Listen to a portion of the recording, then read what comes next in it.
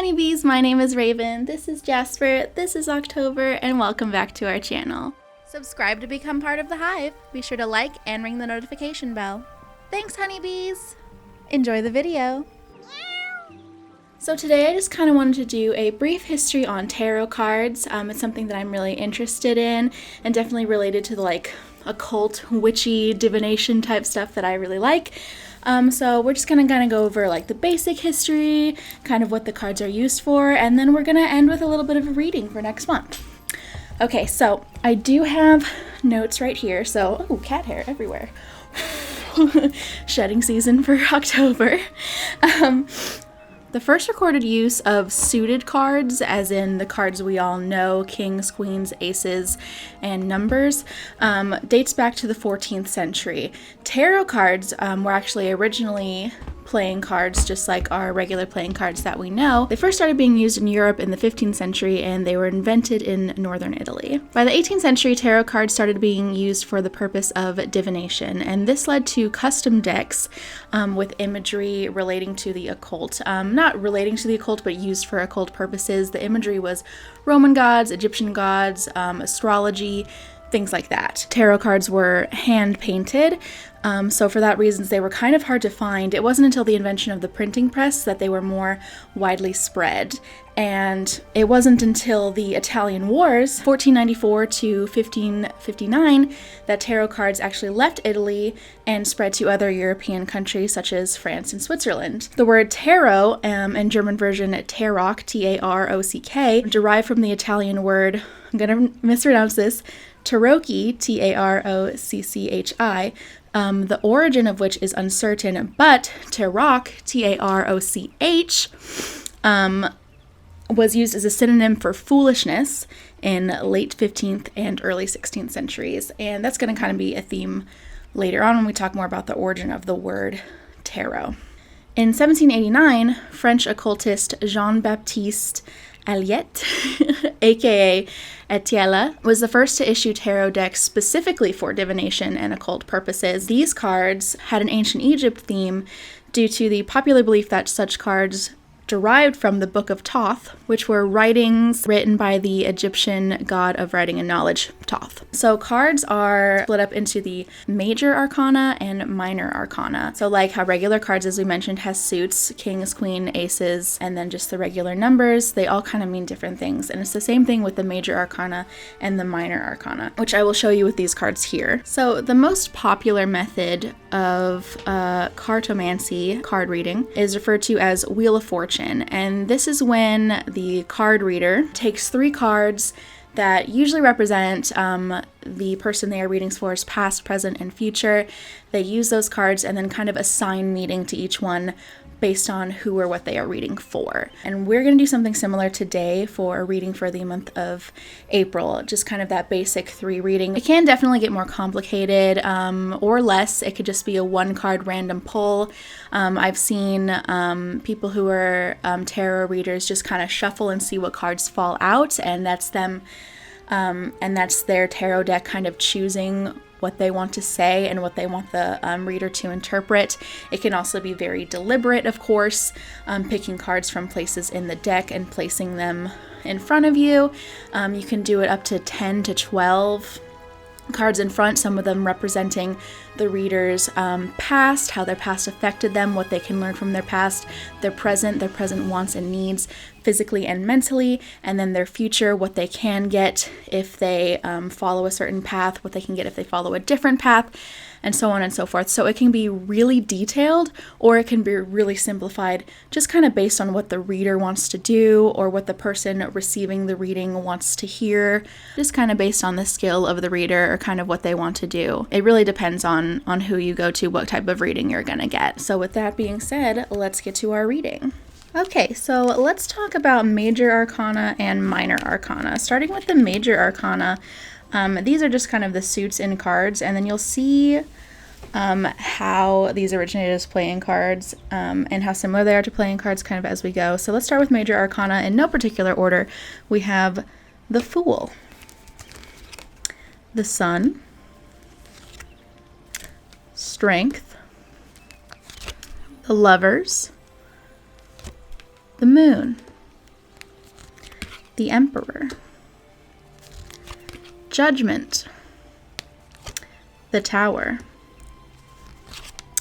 the Well,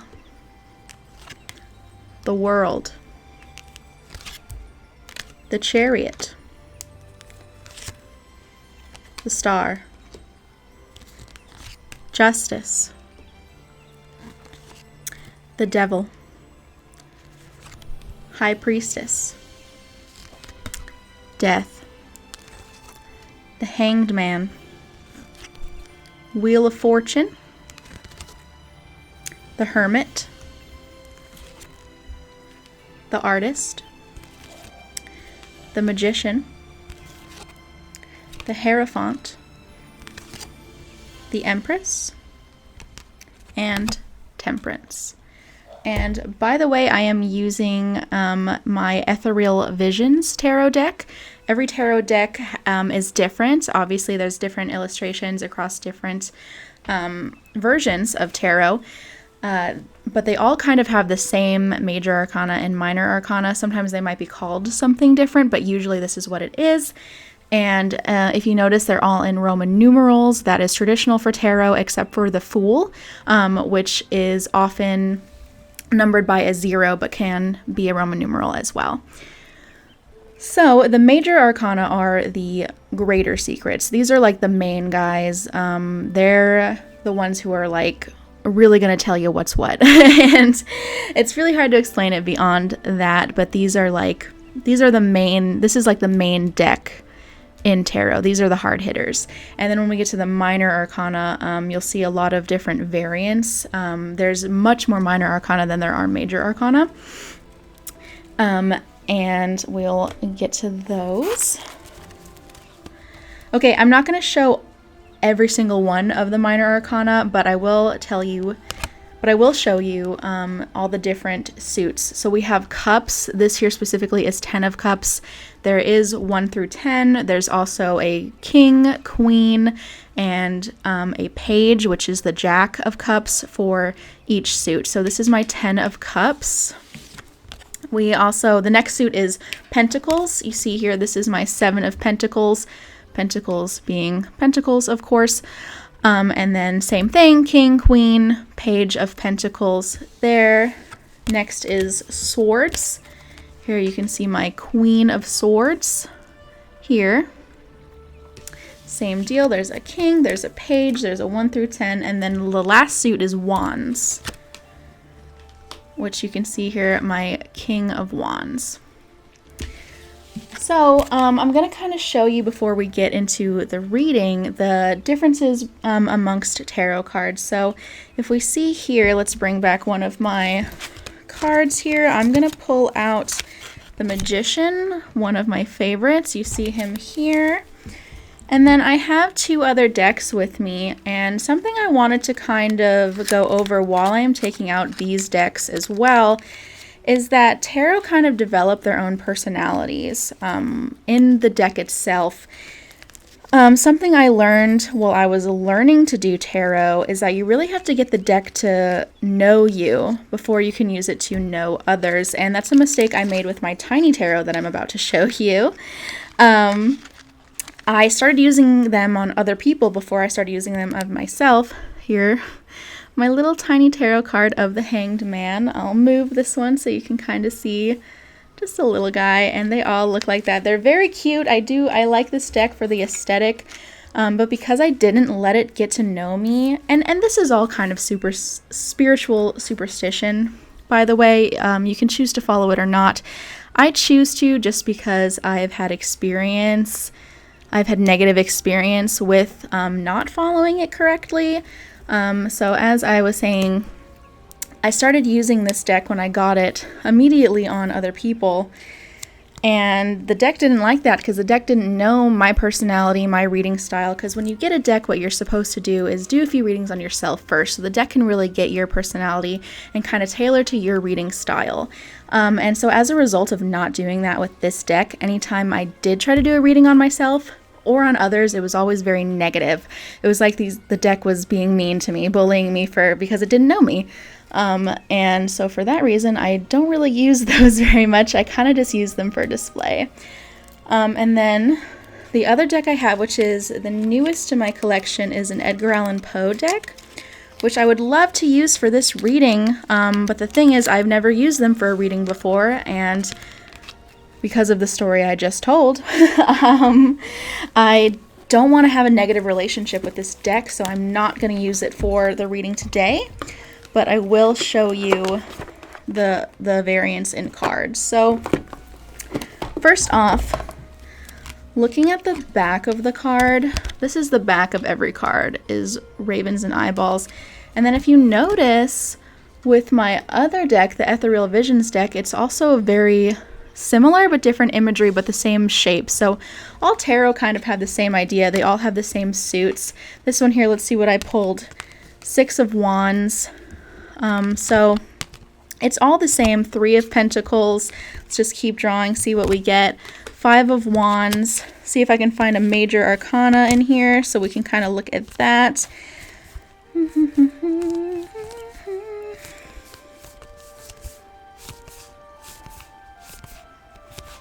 Here's one with Edgar Allan Poe himself. He is on the 8 of Pentacles, and he's probably on other cards as well. Okay, here we go. Here's a major arcana for us. We got the Fool. Here's another one. We got the Magician. So, I mean, as you can see, it's all the same. The cards, the suits, it's all the same. The traditional Italian tarot suits are swords, batons, coins, and cups. And in my decks, as you can see, it's swords, pentacles, cups, and wands. But it's the same. You can name it anything you want, but it's all the same idea from tarot deck to tarot deck most of the time. And the same with the mini tarot. So these ones are all very similar, and you'll find that across pretty much any deck of tarot that you get, because the readings are all the same. There's different meanings for each card, of course, and usually tarot cards will come with their own little book. Here's the one for Ethereal Visions. If you can see here, they kind of have little explanations for like each of the cards in both Major Arcana and Minor Arcana. And so when I do my reading, I am going to be using those cards. I will read you what the book says about those cards, and then we'll get into my interpretation of that. Here is the much bigger book that doesn't even fit onto the screen, really, of my Edgar Allan Poe companion guide. And you can see here it goes pretty in-depth. The pages are pretty big, pairing with the illustrations. And the Tiny Tarot has one as well. Okay, so let's just kind of get right into the reading. Okay, so for this reading, as I mentioned earlier, I will be doing kind of a traditional 3-card reading. And let's just kind of a traditional 3-card reading, and right now I'm shuffling the cards because I did separate them into Major Arcana and Minor Arcana, but for these purposes we want to shuffle them together because we want to get the most accurate reading, which you can't do if they're all in order. So I'm going to draw 3 cards, and this is going to be for the month of April, and the 3 cards are going to kind of represent our past, present, and future. Past being March, so the first card is going to be the past March, what we are leaving behind in March, what we experienced in March, kind of March as a whole, what it was like for us. And this, of course, is a general reading that may or may not apply to your life. It's just for fun. It's just to kind of show how tarot readings work. The second card is going to kind of be the present, where we are, where March left us, where we are in the wake of March, and where we are expecting towards April, what we want for April, what we need for April. And then the third card will be the future, and that will be, of course, what April will bring, the opportunities we might get in April, if there's any hardships, which hopefully not, but that's kind of what it's going to be about. So I'm shuffling and shuffling, and let's just draw some cards. So All right, so I'm just going to kind of draw from the top of the deck. First one, we have the Seven of Pentacles. So if we consult my Ethereal Visions book and go to the Minor Arcana all the way over to Pentacles, let's see here what they have to say. So this is upright, and that does make a difference. Upright, we have profit, reward, investment, growth. If this had been reversed, if this had been upside down like this, and it is towards the reader, which is the camera in this case, it's not towards, the one who is being read, and that's the camera, the audience, not towards me. If I was doing a reading on myself, it would be the opposite. So if it had been like this, reversed is failure, mistrust, unemployment, reevaluation, and that's just what this book says. So that's just kind of a general of what this card is about. Just kind of a general explanation. So upright, profit, reward, investment, growth. So it seems like March was a growing month. It was the month where we were really getting what we wanted, what we were working for. Not necessarily what we wanted, but definitely what we were striving for. There was reward, there was profit, there was money. We were making money in March. We were doing good. Perhaps we were investing, not necessarily like a traditional investment, but in ourselves, in others, in our jobs, in our hobbies. We were just going that extra mile, pushing forward to put that extra time in. And however that applies to you, I hope that's true, because that's great. If that's what March was for us, it sounds like it was a growth month. For me personally, that definitely rings true. My new day job, I actually started last month, so that's definitely true for me, with profit and growth, growing, within my professional life, within my personal life, profit, getting money from a new job.